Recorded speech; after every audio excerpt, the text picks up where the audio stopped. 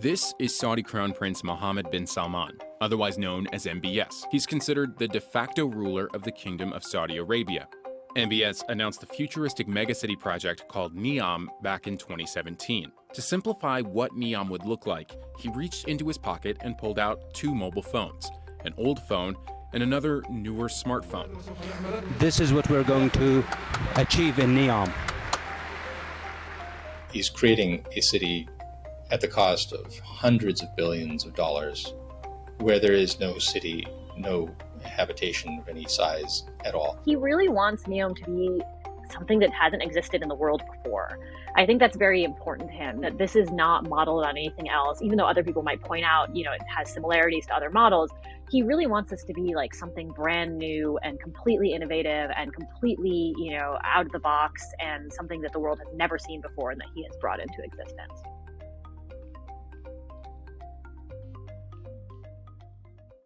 Neom gets its name from two words, neo, which is the Greek word for new, and M, which is an abbreviation of the Arabic word mustaqbal, Arabic for future. Also, the first letter of the Crown Prince's name is M. Neom is a proposed futuristic smart city currently being built in the Tabuk province in northwestern Saudi Arabia. The site sits next to the Gulf of Aqaba, which borders Egypt, Israel, and Jordan.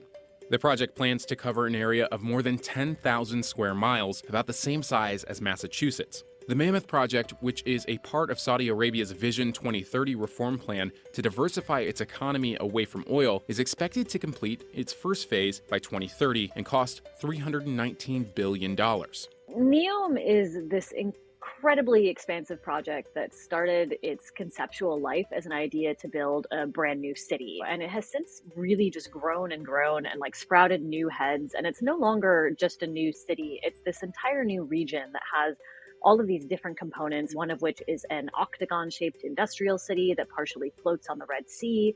There is a ski resort component up in the mountains that they're calling Trojana. And then most recently, they also announced a sort of island resort project called Simdala that's extremely high-end and geared to sort of like yacht owners and very high-end tourists.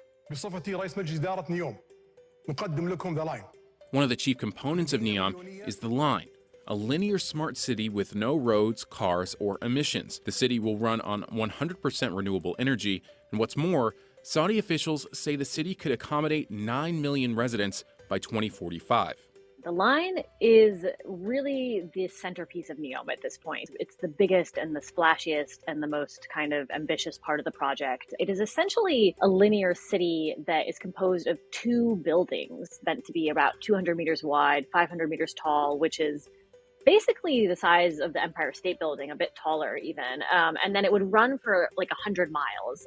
So this very narrow strip of a building, skyscraper, extremely high, this kind of mirrored facade. And the interior between these two long strips of buildings, you have this kind of verdant kind of interior that they're imagining would be the place where people would live and play and work. It's really enormous. It's hard to almost envision the idea that they want to say that they're going to have 9 million people eventually living in this city, which is really just a building. So it's an entire city in one structure, essentially.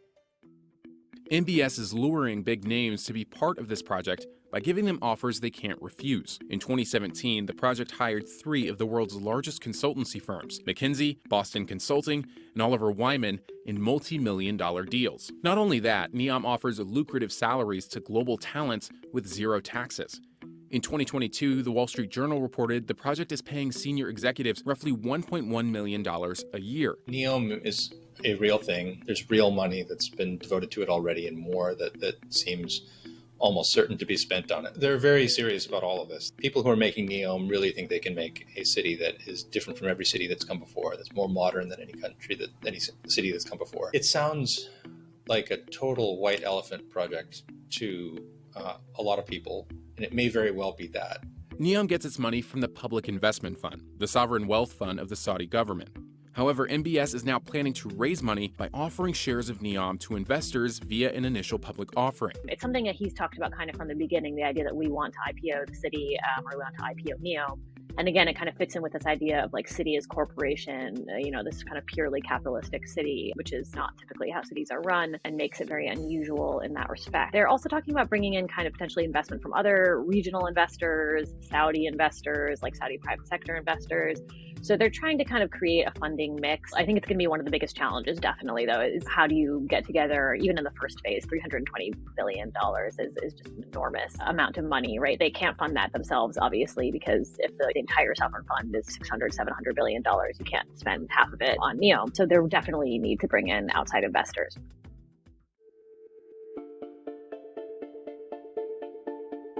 Neom is projected as an eco-friendly city powered entirely by renewable energy. However, critics argue that those claims are just a form of greenwashing from the world's largest oil exporter. Also, Neom is under a lot of scrutiny for its treatment of the Huayti tribe, who have been forcefully removed from the planned city by Saudi forces. In 2020, Abdul Rahim al-Huayti, a prominent member of the tribe who regularly posted videos of the forced evictions, was shot dead by Saudi security forces. This wasn't an isolated incident. There were already kind of pockets of resistance to the relocations, arrests, people facing repercussions, and then over time, that resistance has been largely silenced, right? People are afraid, or they kind of just decided, you know what, I just need to take the compensation and move in with my life, because obviously resistance is not going to be fruitful.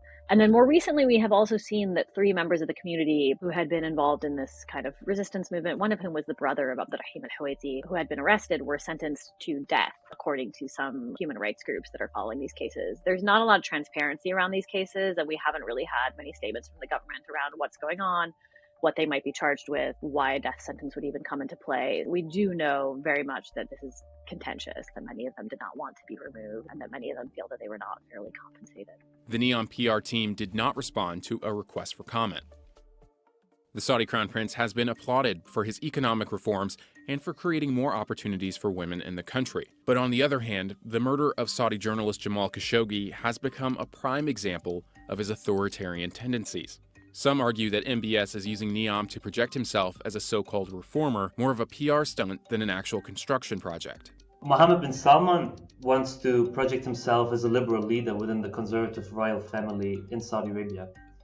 Neom, as a mega project, is seen in Saudi Arabia and the young Saudi population as part of this liberalization process under Mohammed bin Salman.